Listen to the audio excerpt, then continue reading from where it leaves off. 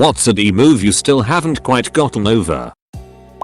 Alright. This was back in 1994 to 1995 or something like that. So no internet or online delivery purchases. Also, I don't live in a country where it was easy to find geeky stuff. Me and my best friend, both 13 years old, went out to the big city to see a movie and visit some geeky stores to buy band products. Right before we had to leave to get back home, we see this small store and some big boxes in front of it. We go in and see they just got a huge shipment. We were out of money at this point. We talk to this nice store owner and he says we can pick whatever we want and he will put it aside for us to come pick it up the next day. We each chose like 5 things, not the same stuff, so we could share it afterwards with each other, and got back home. We asked my dad to get to the store and pick it up the next day. Around noon I get a call from my dad, who drove there just for this. He said, I got to the store but the owner said that the other kid and his dad were there right when he opened and already took the package. Being naive, I called my friend and told him, why didn't you tell me you are going there? I would have told my dad not to go. Never mind. When can I come over to give you the money and take my half? To this he replied, it's all mine. I bought it, hung up the phone and never talked to him again. A buddy in high school wanted to borrow my guitar. I had gotten a new Les Paul Studio as a gift and didn't play my old Fender Strat as much, so he asked to borrow the Strat. Several weeks go by without me asking about it or anything until one day all our other bandmates keep giggling and whispering around me and I finally ask what's up. Ends up that he traded my guitar for a Farateer Epiphone semi-hollow body to some douche. I was furious and asked him to trade it back and he said the dude he traded with had moved away. I wanted to badly to beat him down until my fists were broken, but he was a 5-year friend and I just couldn't. He offered me the Epiphone and I told him I didn't want it. We continued to play in the same band together until we all graduated and I haven't really spoke much to him since. I hope he thinks about what he did sometimes and realizes what a D move it was. My high school crush and I went on 3 dates. On the last one we finally kissed, my first. I walked her home. She said this was fun. Let's do it again. Then she went around telling everyone she knew how awful it was and how she hated me. Teenagers can be horrible people. I was a new and naive salesperson for a tech company. After working months to land a huge federal sales deal, my boss took the account for himself 2 weeks before it closed. I got half commission for the first order, and nothing for the millions in orders that followed. It literally cost me $1 million.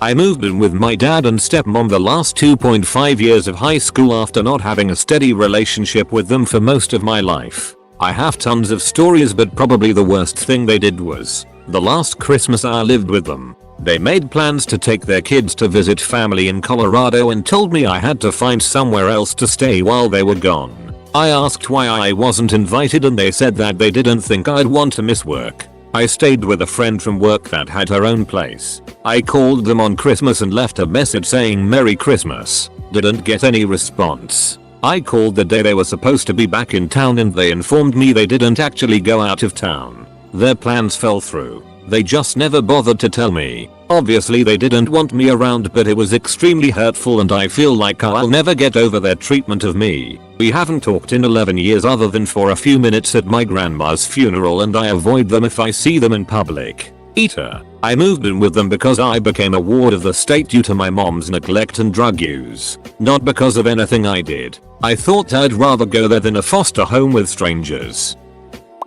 When I was younger, my mom, aunt, and I would have a weekly girls' night out where we would go out and eat and run some errands. We were eating at Pizza Hut and 8 or 9-ish-year-old me was telling my mom and aunt about something I was obviously really excited about. Boy bands. Titanic. Pokemon. Hell if I know because I've slept since then. My aunt proceeded to interrupt me, look me dead in the eyes, and said, J7X. No one cares. I may not remember what I was so excited about, but I'll always remember how that sentence made me feel. Made me very hesitant to talk to people about my interests for a long time. Was having a hard time mental health wise. Had a minor meltdown at work that was witnessed by a supervisor. I wasn't violent, just upset and crying. I wound up taking a few weeks off work and going into the hospital. Apparently, the supervisor went and told other co-workers while I was gone, and I was treated with hostility by most for years afterwards. They couldn't fire me for having mental health issues, so they just made me feel like crap until I went away. My technical school, high school level, but a year longer and gives a job qualification, had an extremely homophobic staff. I was told that I have to cut my long hair because they don't want to associate with that. I'm a guy, but I'm not gay. Actually, you know how kids are. No one is telling me what to do, and the school had no power to force me to change my hairstyle. They tried to claim it's part of the school dress code, but I went around that by keeping it in a ponytail. Then they decided, alright, be what you want, but you're barred from entry to school events. I agreed just to have a peace of mind. At that point I was 2 years into this war. Then comes the final year, final grades. My favorite teacher looks at my grades and says, I'd like to give you the highest grade, but it says in the rules that you have to have some effort or work done in the name of the school, but you didn't attend any events. So, I was livid and I'm still pissed. I felt like Caesar, since I really ducking liked the teacher. He gave me 1 grade below perfect even though I worked my ass off, based on some ducking technicality that barely anyone abides to. Duck that guy and duck that school. That hairstyle costed me my trust and respect and authority, and I still keep it long. Every time I shorten it I feel like there's a lesson I will lose if I cut too much. My aunt taking a piece of fried chicken away from my plate arguing I was too fat, had eaten enough. I was just like 6 years old, but I felt so upset I stood from the table and went to sit in the car. It happened about 30 years ago, and I can't get over it. I was doing some creative writing in my high school math class. The teacher noticed me scribbling notes down more than usual, so she asks me what I'm doing. Shy and embarrassed, I lie and tell her that I was just writing down what she said. She walks over, reads what I've written, rips it out of my notebook, calls me a liar in front of the whole class, and then rips the pages up and throws the shreds in my face. Thanks for that memory, Kristen Love. Itch. My father was a delusional prick who would beat me for things I didn't do, often in front of my other siblings, especially things I supposedly did to my youngest sibling who was clearly his favorite. My youngest sibling bought into this favoritism hook, line and sinker and grew up into a lying, wafting pose who would then feed him lies about things I did, so he could come and beat me some more. I don't know who I am more mad at. My father for feeding her this bullet all through adulthood, so he created the cancer, or my sister who I knew was smart enough to know it was ducked up, who decided to join in on the kill you best garbage person game. I'm no contact with all of them. I honestly cannot remember all the horrible things they did to me. It's like I've forgotten in order to survive. Context: I have cerebral palsy, but I'm fortunate enough to be able to walk. One day, the other kids were playing dodge at recess and I wanted to be included, of course. The popular kids put me on the itty team, for obvious reasons. Naturally, it wasn't long before I was eliminated. Oh well, I was having a good time. Normally, when you eliminate someone, you celebrate a bit. The kid who eliminated me started celebrating, and then one of his teammates says, "What's the big deal? Module knee isn't a big loss for them. Duck that guy." For my graduation, I was so excited for my extended family to come out because we'd been talking about it for months. We get closer to the date, and they say they definitely can't come because money is tight. I'm sad, but I get it. Fast forward to the day before graduation and I see pictures of all of them on vacation in Arizona, not where they're from. I cried a lot that day, and still get really upset when I think about it. I had been dealing with a lot of personal issues one year during high school. My sister had BPD and my mom and her were drug addicts. I had no friends because stress made me an arsehole to people and my house was a war zone. I had this arsehole math teacher named Mr. Harm. He was that football coach made to teach math. He let the football team do whatever they wanted and was always creepy with this red-headed girl. One day after a really itty day where I had to walk to school because my bus didn't come, and had soaked my clothes in sweat, I asked him for help with a problem. He got real close to my face and said maybe if you paid attention then you wouldn't need help. I had an A in that class and always slept through the parts I knew because I couldn't sleep at home. I still remember his ducking smile while he said that, like he'd been waiting for this. We were on the 3rd floor, so I spent the rest of the class fantasizing about tossing him out the window. I've never wanted to kill someone until that moment. I've also never wished that a person lose everything before, but that one moment really epitomizes what those 2 years were like.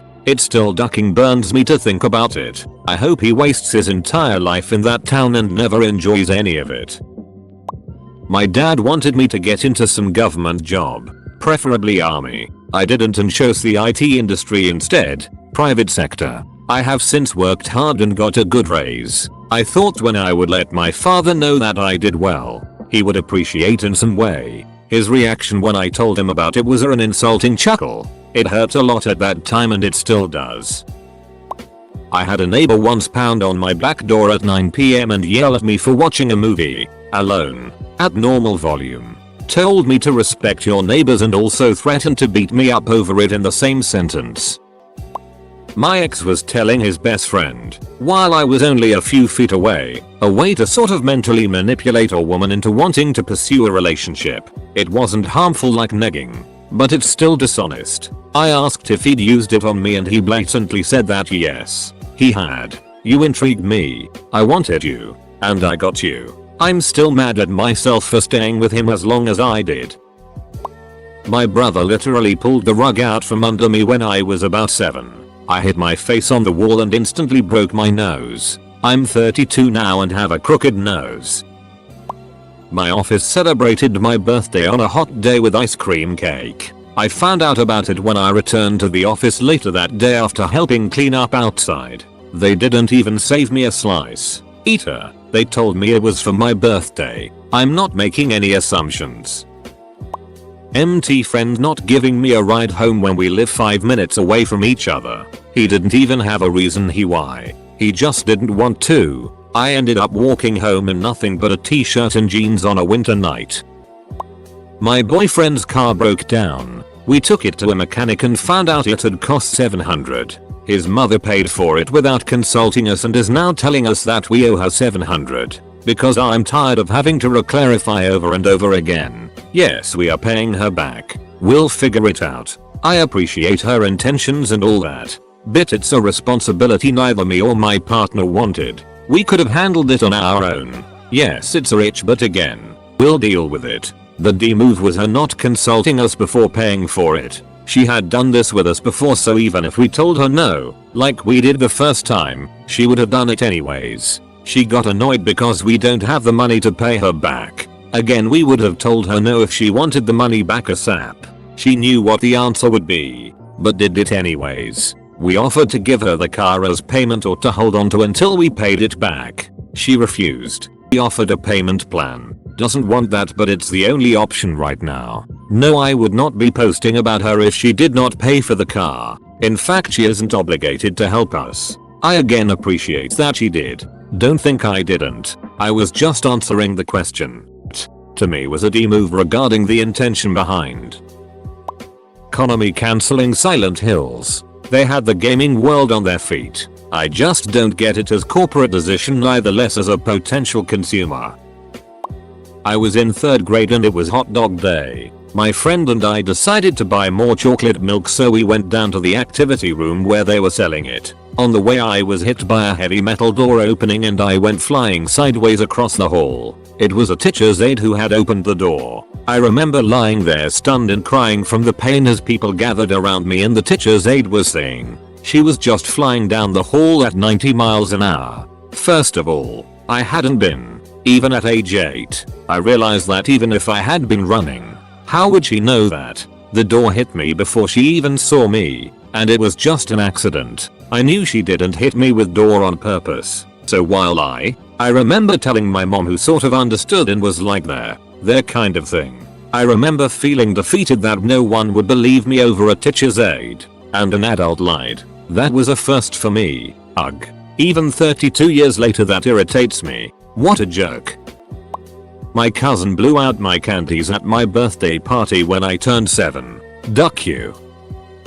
So this happened when I was in 7th grade. My uncle was going to Florida for 2 days to go see some family and he asked if I wanted to go. I wasn't sure at first because he was going on a school day, but I couldn't turn down a free flight to Florida, so I agreed to go. The flight was set to be at 4:15 p.m. a few hours after I came back from school, and my uncle said he would be at my house by the time I got back. So come the day of the flight, I'm walking from the bus stop to my house and I see a car which looks exactly like my uncle's pull out from my house and drive away. Immediately I run to my house thinking that he forgot about me. I bolt inside and ask my mom why he left without me. According to my mom, my uncle said, "Oh, he's gonna come home too late and he's not even sure if he wants to go." Hearing this made my heart drop. I was seriously about to cry. To add salt in the wound, my mom also said my uncle ended up taking my sister with him. I felt so betrayed. I ended up going to my room and cried myself to sleep. To this day, I still remind my uncle what he did to me, but we laugh about it. Edit. Change before to after.